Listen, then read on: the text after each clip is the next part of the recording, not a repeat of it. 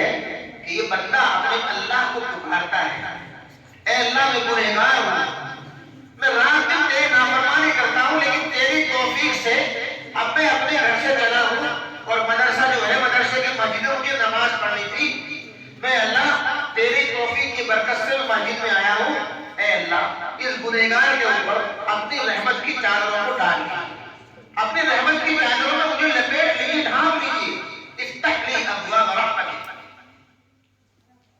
کتنا رحم اللہ کو عطا ہوا کہ میرا بندہ مجھ سے درخواست کر رہا ہے، مسجد میں میرے گھر جا رہا ہے لیکن وہ مجھ سے اب بھی درخواست کر رہا ہے، حالانکہ میرے گھر میں جا رہا ہے لیکن پھر بھی میری امان چاہتا ہے، میری رحمت چاہتا ہے۔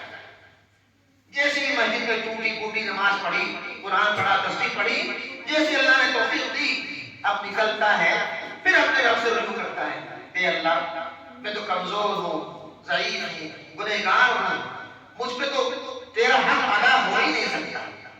جیسی نماز نبی نے پڑھنے کا طریقہ بتلایا میں تو نہیں پڑھ سکا ایسا، اے اللہ اسألک من فضلک، اے اللہ یہاں بھی اور آئندہ میں زندگی گزاروں ایک نماز کا دوسری نماز کا وقت تک، اے اللہ بس آپ کے فضل کے سائے میں رہوں، آپ کا فضل چاہتا ہوں۔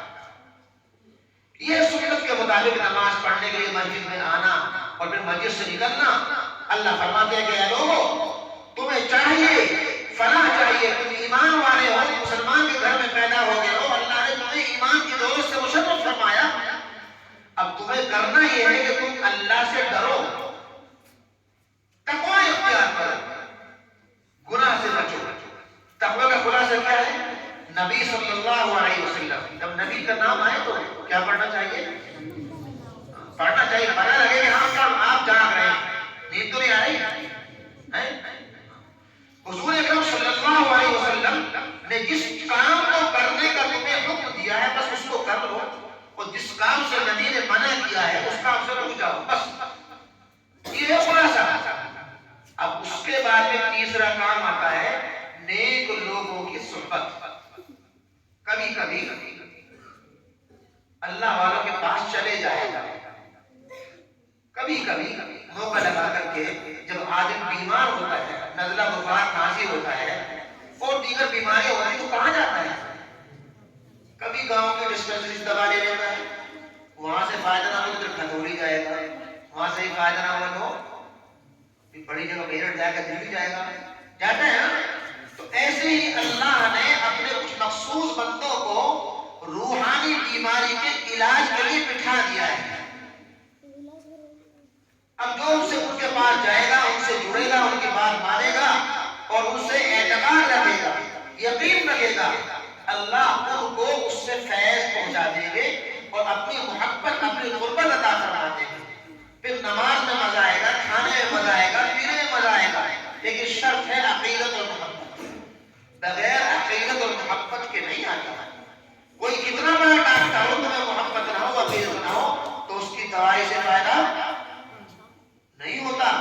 اور گاؤں کا ایک ڈاکٹر ہے، چھوٹا سا ہے، ڈسپنسری کھولے ہوئے، وہ ڈگری ہولڈر بھی نہیں ہے، ایک کمپاؤنڈ پڑھتا کسی اس میڈیکل میں، وہاں سے آ کے دکان کھول لی۔ آپ کو یقین ہے بیچارہ 10 روپے کی دوا دیتا ہے، پیٹ کا درد صحیح، بخار صحیح، نزلہ صحیح، کھانسی صحیح، آپ کو یقین ہے۔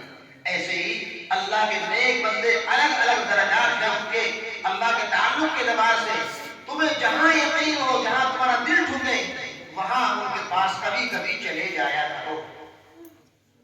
یا ایھا الذین آمنوا اتقوا اللہ وکونوا مع الصادقین، اے ایمان والو اللہ سے ڈرو، تقوی اختیار کرو اور نیک لوگوں کے ساتھ ہو جاؤ۔ یہ 3-4 جماعتیں ہیں جو کامیابی کی ہیں: نبیوں کی جماعت، صدیقین کی جماعت، شہداء کی جماعت اور صالحین کی جماعت۔ یہ اللہ نے ان پر اپنا خاص انعام فرمایا ہے اور حکم فرمایا ہے۔ اولئک الذین انعم اللہ علیہم من النبیین والصدیقین والشہداء والصالحین۔ یہ اللہ نے فرمایا۔ یہ مجلس جو ہمارے عزیز قاری، کیا نام ہے؟ اچھا ہمارے ہم نام انتخاب سے قاری محمد ارشاد صاحب، یہ جو مدرسہ چلاتے ہیں، قرآن کی تعلیم دے رہے ہیں، بڑی شرف کی بات ہے۔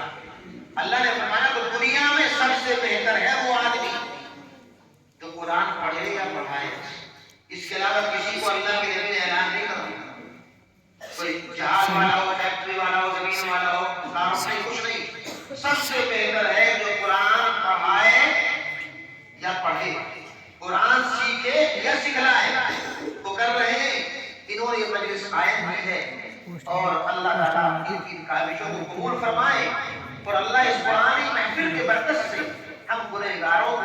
اللہ تعالیٰ اصلاح کی توفیق عطا فرمائے، بخش دے، اور ہمیں اپنا قرب عطا فرمائے، اور قرب ہوگا اللہ سے ڈرنے سے۔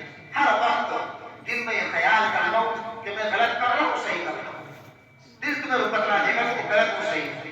اگر دل یہ کہہ دے کہ غلط ہے تو فوراً رک جاؤ، چاہے سب کہیں، اور اس کا علاج ہے اللہ والوں کے پاس جاؤ، اپنے احوال بتلاؤ، اپنی پریشانی کا ذکر کرو، تو پھر انشاءاللہ جب جڑو گے، میں کہتا ہوں مثال دیتا ہوں بچوں کو اور اپنے بھائیوں کو، ریل دیکھی، ریل دیکھی نہیں ہے؟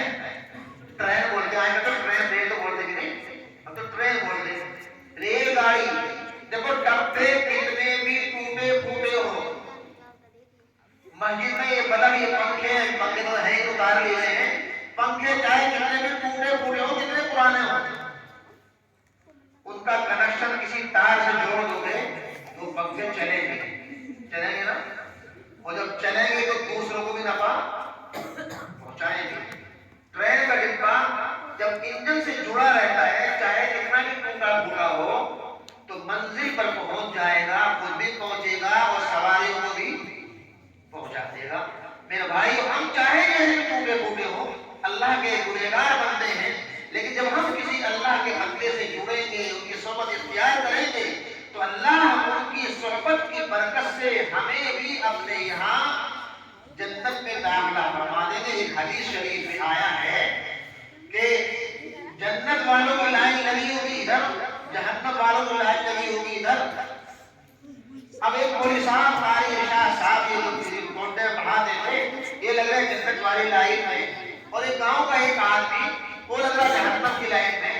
اب اس نے غور سے دیکھا، یہ تو قاری ارشاد صاحب ہیں، کونٹے پڑھاتے مدرسے میں تو کبھی کبھی ان کے پاس جاتا تھا، یہ تو عالم ہے، میں تو کھانا کھانا کے بعد میں کبھی کھانا کھلاتا بھی بہن کو، ان کو 5 روپے 10 روپے دے دیا کرتا تھا، میرا تعلق ہے ان سے، چلو آج ان سے درخواست کر لوں، یہ عالم دین ہے، اس سے میں درخواست کر لیتا ہوں۔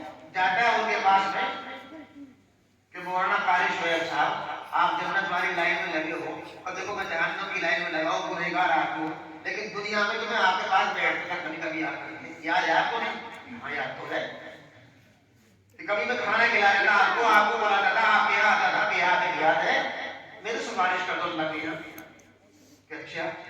ابھی مولانا شعیب صاحب جو ہے، یہ اللہ سے کہتے ہیں اللہ ہی میرا بندہ، یہ تیرا بندہ، کہ دنیا میں مجھ سے تعلق رکھتا تھا، کہ دنیا میں میرے پاس آ کے بیٹھتا تھا، دین کے کام سنتا کرتا تھا، سنتا تھا، اے اللہ آج جہنم کی لائن میں لگا ہوا ہے، اللہ سے جنت میں بھیج دے۔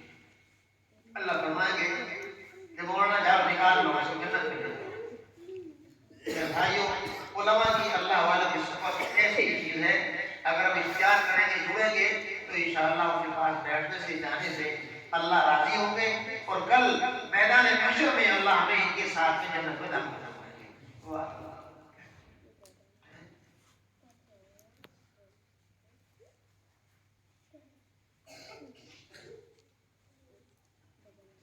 ابھی مفتی صاحب نے بیان فرمایا، یہ نوجوان مفتی صاحب دیکھ رہے پتلے سے، لیکن تقریر بڑی اچھی کرتے ہیں، ماشاءاللہ، اللہ ان کو خیر و برکت عطا فرمائے، اللہ ان